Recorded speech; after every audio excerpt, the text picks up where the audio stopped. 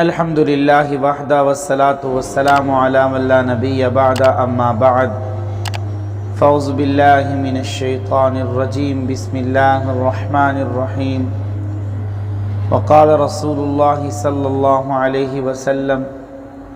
النکاح من سنتی او کما قال علیہ الصلاة والسلام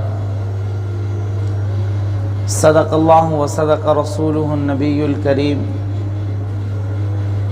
سامعین مکرم، آج کا ہمارا موضوع ہے کہ جب ہم رشتہ کریں تو لڑکی سے رشتہ کرنے کے لیے لڑکی کے اندر کیا کیا صفات ہونا ضروری ہیں۔ دنیا کی صفاتیں تو آج ہم بہت کچھ دیکھتے ہیں، دین اس بارے میں ہمیں کیا کہہ رہا ہے، آپ کے اور میرے پیارے پیغمبر جناب محمد مصطفیٰ کی سنت کیا ہے، اور نبی کریم صلی اللہ علیہ وسلم نے اس کے بارے میں کیا ارشاد فرمایا کہ ہم ان صفات کو دیکھیں، ہمارا نکاح برکت والا ہو جائے اور ہمارے نکاح میں الہ العالمین کی طرف سے برکتیں نازل ہو جائیں، اور جو نبی کریم صلی اللہ علیہ وسلم نے نکاح کے بارے میں ارشاد فرمایا وہ تمام کی تمام ہمیں حاصل ہو جائیں۔ تو وہ کیا صفات ہیں؟ سب سے پہلے بخاری اور مسلم کی روایت ہے، حضرت ابو ہریرہ رضی اللہ تعالی عنہ سے روایت ہے کہ میرے پیارے پیغمبر جناب محمد الرسول اللہ صلی اللہ علیہ وسلم نے ارشاد فرمایا، تم عورت سے 4 صفات کی بنا پہ نکاح کرو۔ نمبر 1 حسب، نمبر 2 مال، نمبر 3 جمال خوبصورتی، اور نمبر 4 دین۔ اسی روایت کے آخر میں نبی کریم صلی اللہ علیہ وسلم نے ارشاد فرمایا کہ تیرے ہاتھ جو ہے وہ خاک آلود ہوں، یعنی تیرے ہاتھوں کو مٹی کھائے کہ تو عورت سے نکاح کر دین کی بنا پر۔ تو نبی کریم صلی اللہ علیہ وسلم نے جو حکم فرمایا اس حدیث کے آخر میں وہ یہی ہے کہ دین، عورت میں دینداری کو دیکھ ورنہ تیرے ہاتھوں کو مٹی کھائے، یعنی تیرے ہاتھ تربت یدا کا، یہ جملہ ارشاد فرمایا جناب رسول اللہ صلی اللہ علیہ وسلم نے۔ آج اگر ہم میں سے کوئی لڑکی کا رشتہ دیکھنے کے لیے جاتا ہے تو دنیاوی اعتبار سے بہت سوال کیے جاتے ہیں کہ لڑکی کیا کرتی ہے، کتنا پڑھا ہے، گھر کے کتنے کام آتے ہیں، یا اسی طرح بہت سے سوال، لیکن کسی نے یہ نہیں پوچھا کہ دین کتنا آتا ہے، قرآن کریم کتنا آتا ہے، اس کے تلفظ کیسے ہیں، قرآن کریم کس طرح پڑھا ہے، صحیح پڑھنا بھی آتا ہے یا نہیں، قرآن کریم مکمل بھی کرتی ہے یا نہیں، یہ کوئی سوال نہیں پوچھتا۔ جبکہ نبی کریم صلی اللہ علیہ وسلم نے دین کے بارے میں ارشاد فرمایا کہ لڑکی سے اس کے دین کے اعتبار سے بھی نکاح کرو کہ اس کا دین اچھا ہو، وہ دیندار ہو۔ خیر، میں عرض کر رہا تھا، امام غزالی رحمہ اللہ نے عورت کی بہت سی خصوصیات لکھی ہیں۔ حضرت غزالی لکھتے ہیں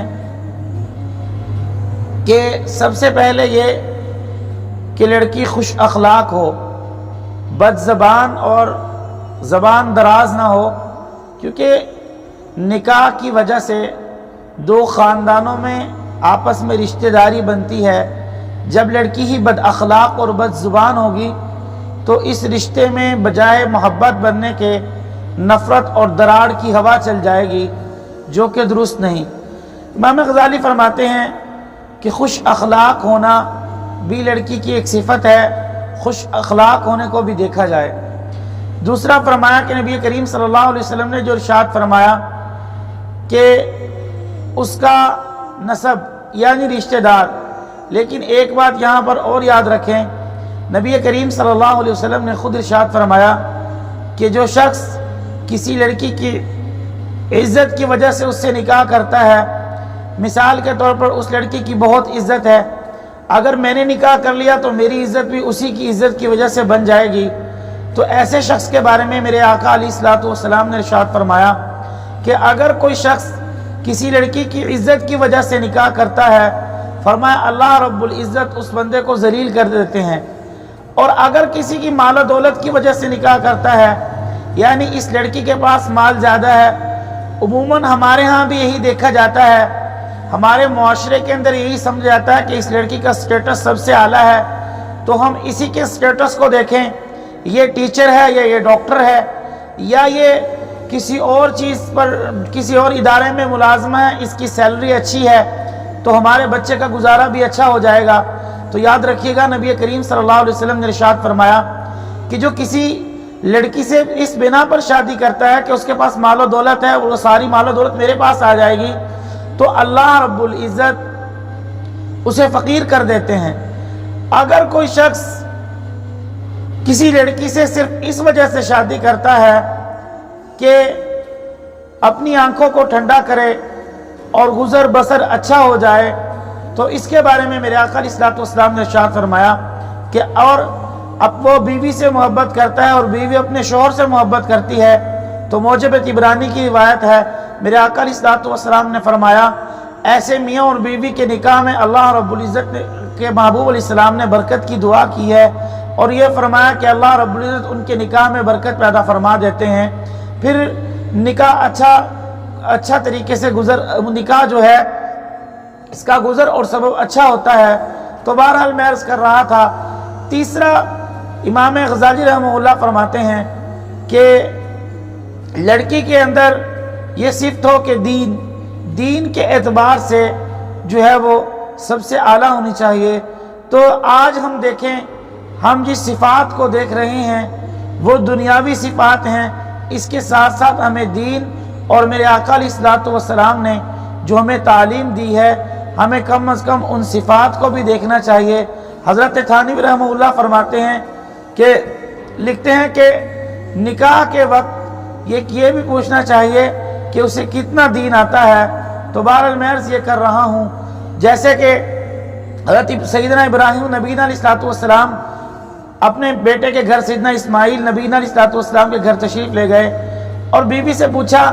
کیسا گزارا ہو رہا ہے، تو کہنے لگی نہ کھانے کے لیے کچھ ہے نہ پینے کے لیے، یعنی شکوے حضرت اسماعیل نبینا علیہ الصلوۃ والسلام کے کرنے لگی۔ تو ابراہیم علیہ السلام پیغام دے کر گئے کہ اسے اب میرے بیٹے اسماعیل کو کہنا، یعنی اسماعیل کو کہنا ایک بوڑھا آیا تھا اور وہ کہہ کر گیا ہے اپنی چوکھٹ کو چینج کر لو، چوکھٹ کو تبدیل کر لو۔ تو پھر کچھ دنوں کے بعد سیدنا ابراہیم نبینا علیہ الصلوۃ والسلام آئے اور سیدنا اسماعیل علیہ الصلوۃ والسلام نے جب یہ بات سنی اپنی بیوی کی اہلیہ کی، تو یہ کہا کہ وہ میرے والد تھے اور وہ مجھے کہہ کر گئے ہیں کہ اپنی بیوی کو بدل لو، تو بیوی کو بدل لیا۔ پھر جب ابراہیم علیہ السلام دوبارہ آئے، پھر ابراہیم نبینا علیہ الصلوۃ والسلام حضرت اسماعیل کے گھر گئے اور کہا اسماعیل کدھر ہیں، تو سیدنا اسماعیل باہر تھے۔ بیوی نے ان کے لیے اچھی مہمان نوازی کی۔ سیدنا ابراہیم نبینا علیہ الصلوۃ والسلام نے یہی فرمایا کہ اب اسماعیل کو کہنا اپنی چوکھٹ کو برقرار رکھے، اسے تبدیل نہ کرے۔ تو سیدنا ابراہیم علیہ السلام یہ کہہ کر چلے جاتے ہیں۔ جب اسماعیل نبینا علیہ الصلوۃ والسلام کو پتہ چلا تو سیدنا اسماعیل نبینا علیہ الصلوۃ والسلام نے اپنی بیوی کو کہا کہ وہ میرے بابا جان تھے اور وہ یہ کہہ رہے تھے کہ اپنی چوکھٹ کو نہ بدلیں بلکہ اسی کے ساتھ گزر اور بسر کریں۔ تو میرے دوستو، 4 باتیں بہرحال ہیں۔ نبی کریم صلی اللہ علیہ وسلم نے ارشاد فرمایا کہ عورت سے اس کے یا تو مال کی وجہ سے نکاح کیا جاتا ہے یا حسب کی وجہ سے نکاح کیا جاتا ہے، یا تیسری بات اس کے جمال کی وجہ سے نکاح کیا جاتا ہے، یا جو ہے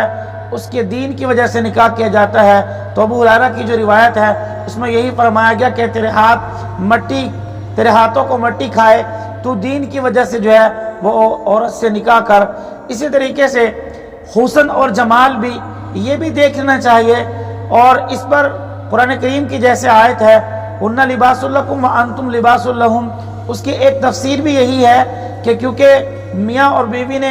دونوں نے آپس میں اپنی زندگی گزارنی ہے، تو اس لیے وہ اس کا لباس ہے اور وہ ان کا لباس۔ تو اسی طریقے سے ایک تفسیر یہ بھی ہے کہ ویسے ہر انسان کو اللہ رب العزت نے خوبصورت بنایا، لیکن اس معاملے میں اپنی جو ہے وہ خوبصورتی کو بھی دیکھنا چاہیے، کیونکہ یہ اپنی پسند کی بات ہے۔ پھر اس پر یہ بھی ایک ہوتا ہے کہ کیا پسند کی شادی کرنا پھر غلط ہو جائے گا؟